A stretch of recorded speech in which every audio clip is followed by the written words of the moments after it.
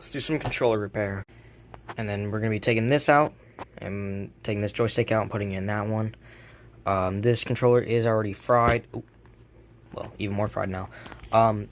It was already broken. This is a new joystick, though, that I put in here before I realized that there was more wrong with it. So I'm going to get hooked up, and then we're going to start taking that apart and try to take this joystick out and put it in there.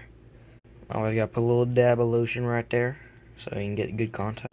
Alright, we're all hooked up, and now we can start taking apart this controller. Man, look at all that sweat buildup. Dang. Alright, but the first step, though, is to take this sticker out, because there are some screws behind there. Alrighty, I got the screws out. Now time to take the top part off. I just cut myself with the freaking sheet, so I'm gonna go clean that up real quick.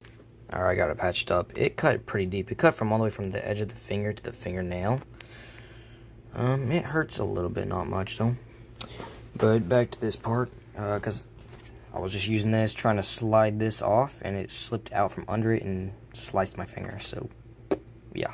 Alright, I got the faceplate off, and then I got the screws out already. You do want to be very delicate with these sensors right here, all around.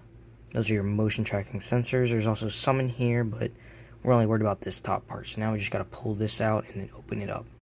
Alright, we got this open. There's a small wire right here, that golden tip right there that we have to unplug.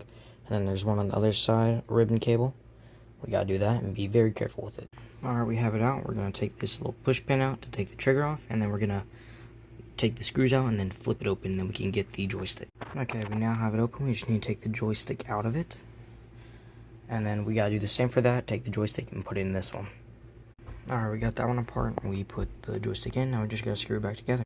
Got it back together. I'm just screwing everything in, and then we can give it a test to see if I broke it, and if I need to buy a new one, or if it's good.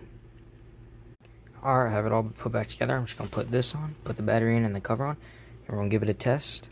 It's got power. I saw a light on. I'm gonna put it on, and we're gonna test it out. Man, it's working. No stick drift whatsoever, man.